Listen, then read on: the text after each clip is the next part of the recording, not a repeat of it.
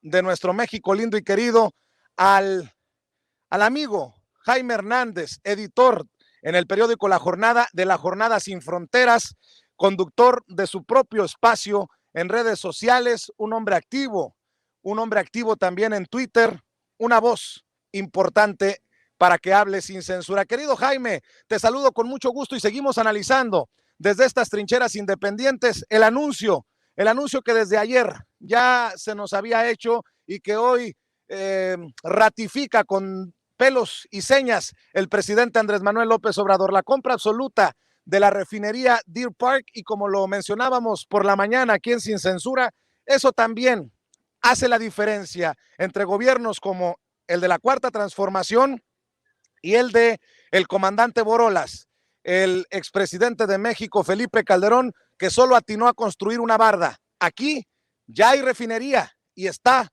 por inaugurarse otra en Dos Bocas. Te saludo con mucho gusto, Jaime. Oye, Vicente, qué chulo escenario, ¿eh?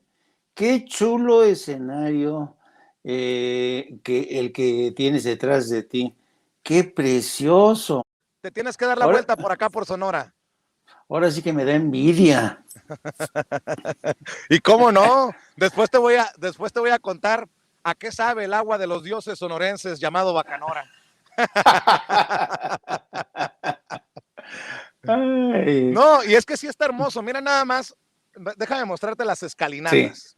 Mira nada más esos portales. De hecho, a la ciudad de Álamos se le conoce como la ciudad de los portales, pero ve las calles adoquinadas, se ha conservado el pueblo. Y bueno, insisto con lo de María Félix, porque si bien es cierto, por muchos años María Félix no promovió su pueblo mágico, desde algunas décadas para acá se le declara pueblo mágico a Álamos, Sonora, y esto es lo que tenemos, mi querido Jaime, que también es parte de la riqueza cultural de nuestro México lindo y querido. Fíjate que a propósito de María Félix, cómo extraño a esa mujer, su franqueza. ¿Te imaginas lo que podría haber dicho María Félix del acto de hoy, en la que el presidente ya confirma finalmente la compra, el cierre de esta operación que nos va a permitir, bueno, a Pemex hacerse con el control de Deer Park y recuperar así un poco de la soberanía? Yo estoy seguro que María Félix estaría celebrando ese acto, porque yo creo que María Félix, a más de ser franca, directa, era una mujer que amaba a su país y era una mujer que pues le tocó vivir tiempos en la que, qué curioso y qué triste, ¿no? Yo creo que los años que vivió María Félix fueron de un nacionalismo acendrado, de un amor a la patria, de un amor a lo nuestro, que poco a poco fueron traicionando estos traidores que, educados en universidades de Estados Unidos, que se convirtieron en títeres, en operadores, en espantajos de los intereses corporativos.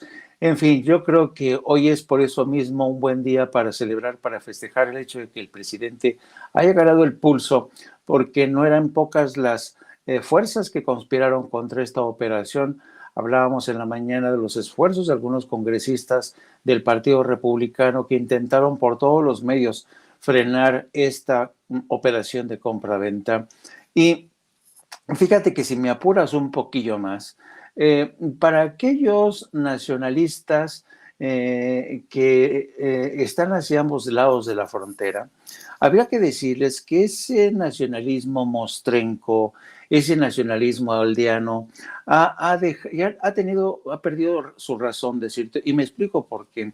Yo creo que para dos países como México y Estados Unidos, que en muchos sentidos, yo he dicho, Vicente, que México y Estados Unidos se ha convertido en una especie de hermanos siameses, ¿no?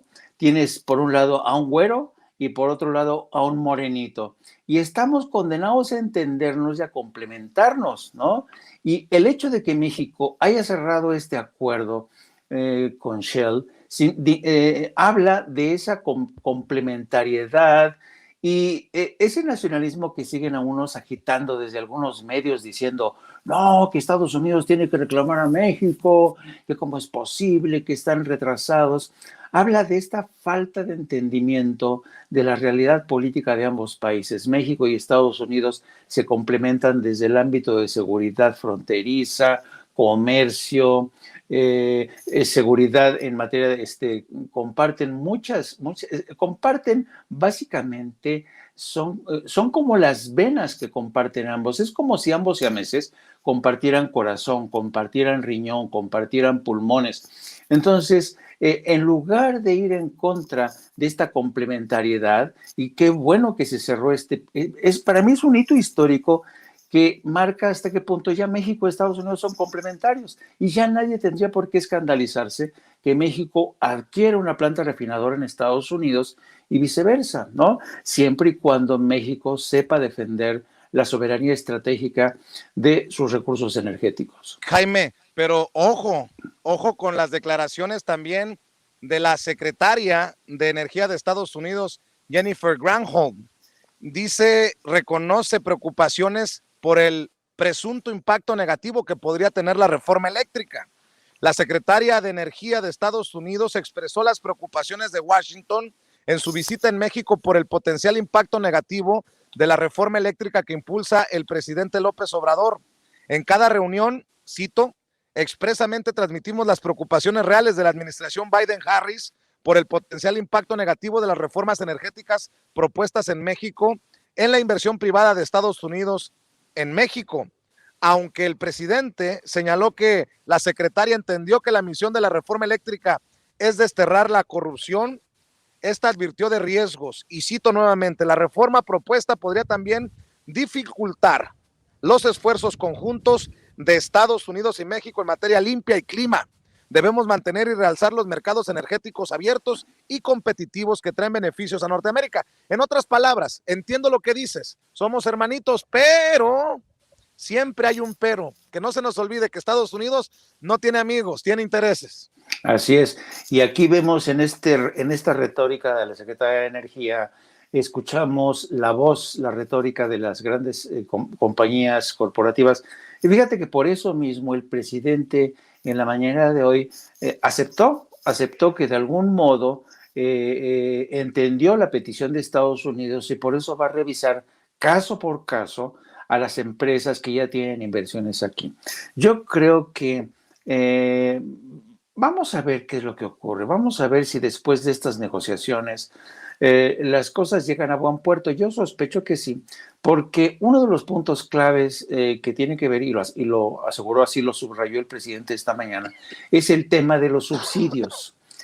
No puede ser que México siga subsidiando a empresas que vienen a invertir aquí, que les facilite todo, que les abarate la energía eléctrica. Porque mira, Vicente, desde hace mucho tiempo, y en el marco no solamente de la relación bilateral, sino también en el marco del Tratado de Libre Comercio, México ha competido desde la desventaja frente a Estados Unidos, porque, por ejemplo, en un campo, el agrícola, tú sabes que Estados Unidos subsidia a todos sus agricultores y esa competencia desleal ha destruido ha arruinado a millones de campesinos que han ido a arremolinarse ahí en las grandes ciudades. Bueno, por eso el presidente dice, no vamos a seguir subsidiando a empresas que sí vienen a invertir y bienvenidas sean, pero no vamos a seguir subsidiando, pagándoles, ofreciéndoles energía eléctrica a menor precio, exenciones fiscales, etcétera, etcétera. Así es que yo creo que es un buen punto de inicio. Acuérdate que en cualquier negociación, y eso lo tendría que tener muy en claro Jennifer Granholm, yo creo que, y lo decía, me acuerdo que lo decía mucho Obama, en cualquier negociación bilateral, tú no puedes esperar que el 100% de tus peticiones se cumplan. Y en este sentido, vamos a ver hasta qué punto el gobierno de México cede, pero también Estados Unidos tiene que ceder porque más le conviene, Vicente, a Estados Unidos contar con México. Sí, efectivamente, los intereses corporativos tienen sus intereses, pero también México tiene por primera vez en mucha historia a un presidente que sabe lo que está haciendo y ha dicho desde un principio y bastante claro, por aquí no van a pasar Por aquí se van a estrellar si quieren ustedes que sigamos en las mismas condiciones. Así es que yo, fíjate, ¿qué quieres que te diga, Vicente? Confío más en la honestidad y en la decencia y en la firmeza del presidente de México. Déjame creer en esta ocasión que tenemos a un presidente que realmente no se nos va a arrugar frente a Estados Unidos. Eso me gusta, porque hay autoridad moral, autoridad moral.